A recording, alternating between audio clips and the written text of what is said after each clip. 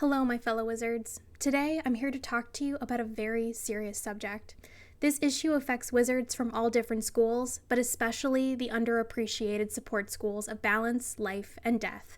So, let me ask you, wizards, and answer me honestly. Have you been diagnosed with not having the Pigsie spell? Not having Pigsie can lead to a lot of undesirable side effects, including, but not limited to, feelings of inadequacy and hopelessness, crippling loneliness, loss of relationships with close friends and family, and the shame of being constantly rejected for high-level team-ups. No matter your school, not having Pigsie can have a negative effect on your life and the lives of others. Do you know a support wizard in your life without Pigsie? Consider reaching out to them to ask how they're coping. The answer is, they're not. They ask you how you are, you just have to say that you're fine when you're not really fine, but you just can't get into it because they would never understand. However, now there's a solution to this terrible disease, one which can bring enjoyment and light once again to the lives of support wizards everywhere. This miracle cure is simply called Get Pigsie Already So We Can All Collectively Stop Whining About It, and it is available in any Wizard101 realm near you. Hey guys, Zephyr here. In all seriousness though, I know so many wizards out there who struggle with a reliable method to get Pigsie, and while I don't personally think you absolutely need Pigsie in order to be an effective support, it is one of the best heals out there and many people would love to get their hands on it, including me. I mean, who wouldn't want this spell?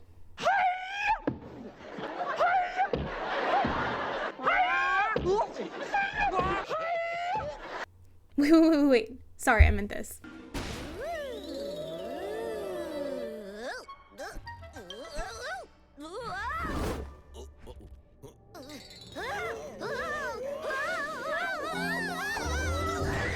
Now, there's obviously a lot of different ways people try to get access to Pigsie, but most of them are unreliable, frustrating, or time-consuming, which leads to many wizards simply giving up. First, the spell can be obtained as an extremely rare drop from opening Wisteria lore packs, but we don't want to spend money on that. You can also get the spell by farming Lore Master, but she also has an extremely low chance of dropping the spell.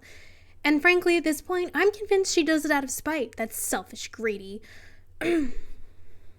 People also try to acquire the treasure card version of the spell, but sometimes that can be as difficult as getting the real thing. Similarly to the full spell, you can get Pigsie TCs from Lore Master, and by spending real money on opening Wisteria lore packs, but we already agreed, those aren't good options. You can sit in the bazaar and refresh the Life TC section over and over again, but you're going to be waiting quite a while unless you can somehow get them out of Alec's secret stores. Look, buddy, I know you have them in there somewhere. How many times do we have to teach you this lesson, old man?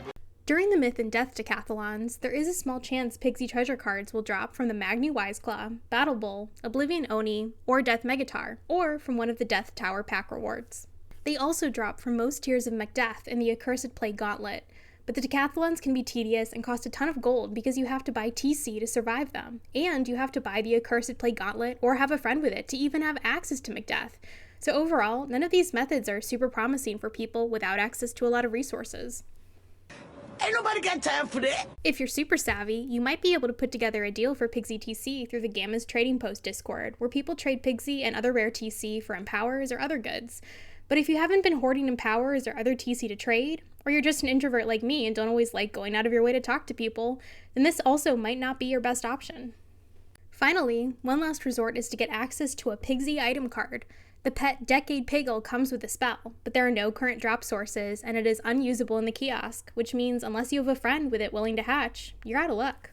And this is where I'd put a trophy. If I had one!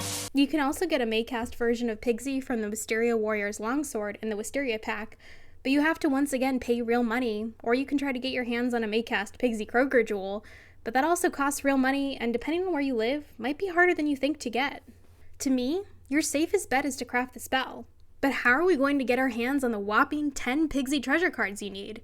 Well, once again, I've discovered that through a little upfront time investment, the TCs will come to you with almost no effort at all. If you aren't already acquainted, let me introduce to you the illustrious Life Moon Seed. Yes, gardening once again comes to the rescue, just like my last video on Amber. The Life Moon Seed has a chance at dropping a Pigsie TC upon harvest, and after some experimenting, it has about a 1 in 10 chance of dropping, which is still a massive improvement over other drop rates. Now, the method I'm about to give you should give you a regular and unending supply of Pigsie TC, but first we have to do a tiny amount of work up front. If you aren't already, you need to familiarize yourself with a very specific event, the Beast Moon Hunt. In order to craft the Life Moon seeds we need to start our army of Pigsie-wielding wizards, we'll need to get a few crafting ingredients from the event. Luckily, the event is fairly regular. In fact, as I'm recording this, the event is currently ongoing, so you shouldn't have to wait too long. Alright, so once the Beast Moon Hunt event starts, your first step is going to be to participate in a few matches. The core concept is fairly simple, but I'll link a guide below for new players who want to learn some strategies before jumping in there. At minimum, do at least one match so that you can get a key item we'll need in order to plant our seeds. On your very first match, the Beast Moon Hunt will always award you with 2 Beast Moon planters, which are the only planters you can use to plant the Life Moon seed, so don't lose or sell them. If you're feeling extra zealous, you can get 1 extra planter from winning 25 matches, but for our purposes, 2 planters should be more than enough. From doing Beast Moon matches or other activities, you should be getting rewards such as moonstones, seeds, lunari, and other reagents. You want to keep an eye out for Life Moonstones and try to save up enough lunari to buy the Life Moon seed recipe from Action in the PvP arena. It should cost about 150 lunari to get, but you should quickly get that amount from doing a few matches, redeeming rewards from the event, and you can even get some from the Scroll of Fortune if you don't feel like doing that many matches. If you've got extra lunari sitting around, it can also be worth it to buy recipes such as the Spirit Moon Seed or the Balance Moon Seed and craft those plants if you've got extra reagents to use, since they can also give you Life Moonstones upon harvest. Essentially, what I do with my wizards is have one wizard solely dedicated to crafting and planting Life Moon seeds, while the others plant other useful seeds that might drop the Life Moonstones needed to craft the Life Moon seeds. I funnel any Life Moonstones they acquire to my main wizard so she can keep planting every day and trying to harvest Pigsie TC. So it's kind of like some crazy industrial assembly line, but I can promise you, all my wizards are happy to help and definitely aren't being held hostage. If you're especially impatient, you can also use the Hasty Harvest TC you'll get from the event to speed up the growing process. Because you want Pigsie now, darn it! So if you really gotta go fast, you could theoretically repeatedly plant seeds, then hasty harvest them to maturity over and over again in one day if you've got the TC and energy to spare. Before you know it, you'll have enough Pigsie TC to craft the spell on all your wizards, not just the support schools. Once you finally do get enough TC to craft the spell, there are a few more hurdles you'll have to overcome. Looking at the recipe, there's a decent number of reagents you need to get, and some are easier than others to obtain. Starting down the list, Perfect Jade can be bought at the earliest from Archetus in Celestia, while Citrine can thankfully be bought from any early reagent vendor such as Elmer, Metagrass, and Old Town. Shells can be easily found and harvested around Celestia, bought from the Bazaar, gardened from plants such as the Fickle Pickle and Maelstrom Snapdragon, or transmuted with 10 scrap iron from a recipe which can be bought from Avery Templeton, also in Celestia. Up next is our first more difficult reagent to obtain, the Astral Shard. These can be found in locked chests within Darkmoor and are dropped from a number of different bosses, mostly in Chrysalis and later worlds. I've had the most luck just grabbing some whenever I spot them in the Bazaar, but I'll add a link below in the description for the full list of creatures that drop it. Golden Pearls are a bit easier to obtain and are available as a rare harvest from pearls, which are plentiful in Celestia and Polaris. Golden Pearls can also be transmuted with a recipe from Avery Templeton again, are dropped from certain creatures, or gardened from plants such as the Fickle Pickle, Maelstrom Snapdragon, Evil Magma Peas, or Deadly Elephant Ears, to name a few. I would check out the wiki and see which method seems easiest to you. Moving on to the kelp, the easiest place to harvest it are areas that are underwater, like Celestia or Crab Alley, but it can also be a rare harvest from cattails, which are found in most worlds.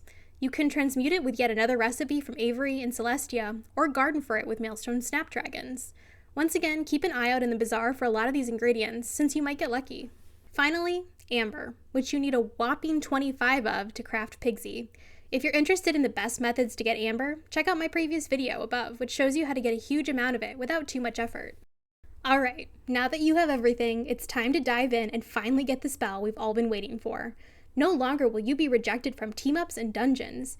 No longer will people snivel behind your back. Hold your head high and whip out your deck. You're a support wizard. You alone control life and death on the battlefield. They will respect you or perish. Until you realize you accidentally crafted it on your storm wizard, and then you have to go sit in a dark room for a while and think about your life choices.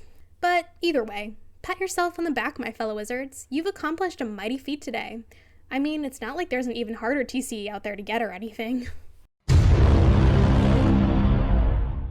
Thank you all so much for watching. If you found this video useful, please consider liking and subscribing, and let me know down in the comments what you'd like to see next. Did you have a hard time getting Pigsie, and do you think it's necessary for support wizards to have it? As always, I hope to see you out there in the spiral, and happy questing.